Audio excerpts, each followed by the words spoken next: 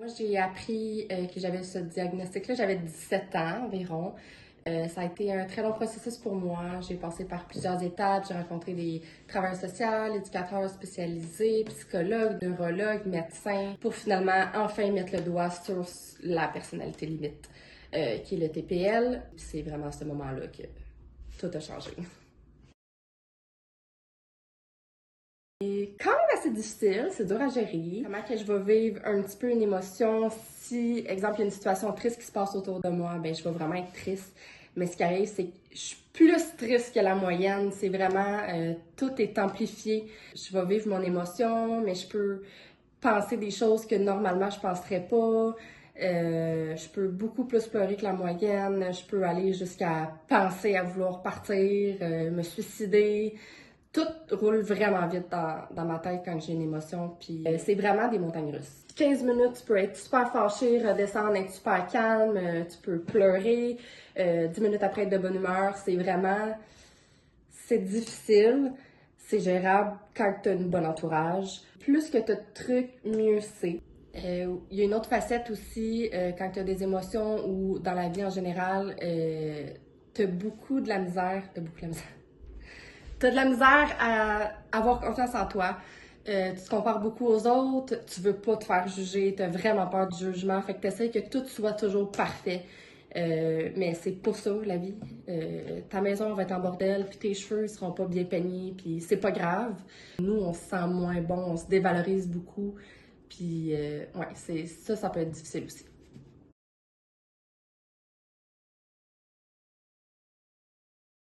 Une des facettes difficiles du TPL, c'est les relations interpersonnelles, la peur de l'abandon.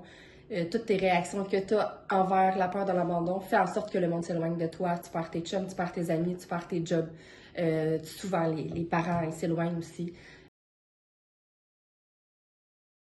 Quand tu as une émotion, que ce soit triste, fâché, colère, anxiété, euh, ce que j'ai le plus de la misère, c'est le regret après, la honte de ce que j'ai dit, de ce que j'ai fait. Parce qu'on réagit vraiment sur le coup de l'émotion, on réagit sans penser, on est très impulsif. Quand tu t'es calmé après, puis que tu réalises ce que tu as dit, ce que tu as fait, ou peu importe qu'est-ce qui s'est passé, tu as honte de toi, puis c'est ça qui est difficile moralement. Il y a mon psychologue qui m'a vraiment aidé pendant un an à me trouver plein de ressources. Mon médecin qui m'a donné les solutions faciles qui peuvent m'aider moi et seulement moi. Tu sais, tout est différent pour chacun. Il y a mes parents qui m'ont vraiment soutenu, qui m'ont gardé les pieds par terre, tu sais, quand que je m'en allais sur une idée. Non, non, ça marche pas. Ma meilleure amie et mon chum qui sont toujours là pour m'écouter, qui sont là pour encaisser mes coups, puis qui me pardonnent parce qu'ils comprennent, ils ont réussi à comprendre ma situation. Ce que je dirais à mon jeune moi, ça serait de faire confiance à mes parents. Tout ce qu'ils disaient pour moi, c'était pas important, puis ils avaient pas raison, puis ils me comprenaient pas, mais au final, tu sais, c'était des personnes qui avaient pas ce diagnostic-là, qui voyaient la vie puis les situations d'une autre manière, puis beaucoup plus neutre. J'aurais dû vraiment plus leur faire confiance, puis pas essayer de me mettre à dos, puis les aimer un peu plus. Ben, premièrement, de bien s'entourer, de pas garder ça en dedans. Quand tu as une émotion, vis-la. Essaie de pas blesser les gens autour de toi, mais vis-la, sors-la, parce que de garder ça en dedans, c'est vraiment pas bon. Tu peux aller voir des psychologues qui vont vraiment te donner des outils pour t'aider à gérer les émotions sur le moment, pour essayer de te débarrasser de la grosse bulle de feu que tu as en dedans, là. Le psychologue va vraiment t'aider pour ça. Sinon, il y a les médecins qui peuvent t'aider à trouver vraiment des solutions qui sont adaptées à toi, puis qui pourraient vraiment t'aider à cheminer. J'ai rencontré beaucoup de psychologues, dont un en particulier que je suis restée accrochée dessus pendant un an. Rencontré des travailleurs sociaux. J'ai changé pas mal tout mon mode de vie. Tu sais, quand on est jeune, on se tient pas nécessairement avec les bonnes personnes. J'ai décidé de comme faire un 360. J'ai rencontré mon chum, ça fait 7 ans. Euh, Je me suis mis des objectifs. J'ai beaucoup travaillé. 7 jours sur 7, j'ai vraiment travaillé fort. Je me suis créé des objectifs que j'ai respectés d'ailleurs. Mais une chose que je suis vraiment fière, c'est que ça fait 7 ans que je suis avec mon chum. J'ai acheté mon condo. Là, je suis rendue avec un enfant. Ça fait 9 ans que je connais ma meilleure amie puis qu'on est très proches. Je suis vraiment proche de mes parents puis je me séparerai pas d'eux. Donc, c'est faisable de finalement garder contact puis d'avoir un bon entourage. Ça a été vraiment... ça a été long se rendre là, mais d'un coup que tu es dans la bonne voie puis que tu t'entoures des bonnes personnes, tout va vraiment mieux.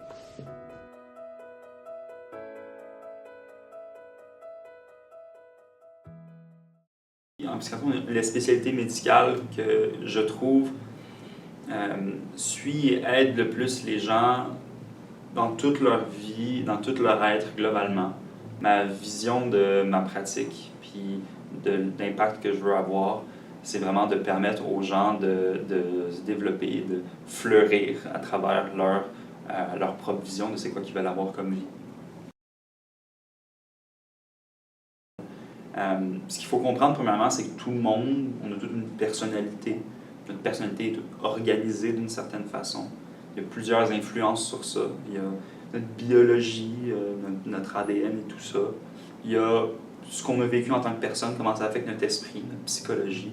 Puis il y a notre entourage, le côté social, qui va aussi affecter la façon dont notre personnalité, on va dire qu'elle s'est structurée. Un trouble de personnalité, c'est quand quelqu'un, pour diverses raisons, a une personnalité qui s'est formée d'une façon qui la fait souffrir. Donc, quelqu'un qui a une personnalité qui la fait souffrir et qui va l'empêcher de soit fonctionner dans ce qu'elle veut faire ou qui va l'empêcher de devenir ce qu'elle veut devenir. Particulièrement dans le cas du trouble de personnalité limite, on parle de difficultés de gestion des émotions intenses, souvent qui peuvent changer rapidement, avec souvent une certaine sensibilité au rejet, puis les relations qui peuvent être difficiles. Il y a un côté très psychothérapie qui est probablement la pierre angulaire du traitement, c'est la partie majeure. Ensuite de ça, il ne faut pas oublier tout ce qui est le contexte de vie des gens qui va favoriser le rétablissement puis mieux aller en général dans leur vie. On dit souvent que chez les gens qui ont des troubles de personnalité, un des facteurs qui vont faire en sorte qu'ils ont un meilleur pronostic, c'est leur capacité de s'engager dans des projets qui sont significatifs pour eux. Ça passe aussi par essayer de construire des relations saines avec des bons liens sociaux, ça fait partie de ça. C'est souvent des gens qui vont se faire qualifier d'être fous, d'être folles, des gens qui sont incompris dans l'intensité de leurs émotions. Malheureusement, les gens ont aussi tendance à penser, puis c'est une grosse cause de stigmatisation, que les gens qui ont un trouble de personnalité limite vont être constamment instables ou désagréables, ce qui n'est pas du tout le cas. Un mythe aussi, c'est qu'un diagnostic de trouble de personnalité limite, c'est comme une condamnation. Que c'est quelque chose qui fait partie de notre personnalité, puis notre personnalité, ça ne change pas, fait que ça va juste toujours rester. C'est pas vrai. Au contraire, ça a tendance à s'améliorer avec le temps.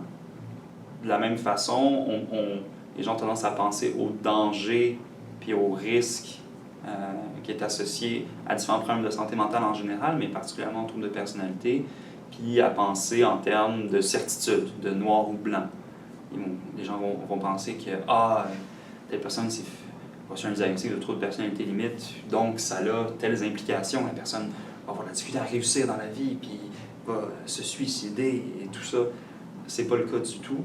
Les comportements comme le suicide, l'automutilation, ça reste des gros tabous à la fois dans la société en général, fait que ça reste vrai pour les gens qui ont un trouble de personnalité limite qui sont plus à risque à ce niveau-là. Il y a énormément de gens qui ont énormément de succès dans la vie qui ont un trouble de personnalité limite.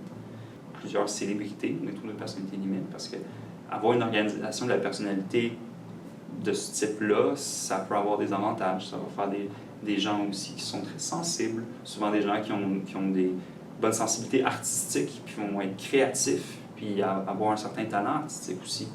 Avoir une personnalité pour tout le monde, ça a des côtés positifs puis des côtés négatifs. nous, on se concentre en général en psychiatrie sur les côtés négatifs parce que c'est ça qui fait souffrir beaucoup les gens. Mais ça vient avec des côtés positifs aussi. Je pense que la première chose, ce serait qu'il y ait de la meilleure éducation à travers le milieu de la santé, puis auprès des patients, de c'est quoi que ça veut dire en tant que tel, le trouble de personnalité limite. Puis aussi ce que ça représente pour les gens. Parce que les gens n'ont pas des émotions intenses pour le fun. Ils sont authentiques dans leurs émotions. C'est réellement souffrant quand il y a une émotion négative. C'est pas du théâtre, c'est pas du faire à croire. Je pense que plus les gens vont être éduqués à ce niveau-là, puis bien comprendre ça, comprendre que leur souffrance est authentique, ça augmente notre empathie dans ce temps-là, puis ça diminue la stigmatisation.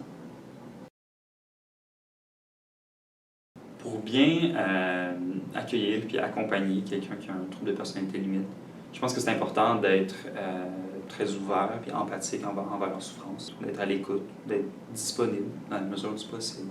Fait que c'est important de respecter nos limites puis d'être bien soi-même avant d'essayer d'aider quelqu'un d'autre, d'avoir un certain calme, je dirais, à travers les grosses vagues d'émotions, d'être une présence constante puis sécurisante pour la personne, de vraiment être là pour la personne de façon constante. C'est quelque chose de très aidant.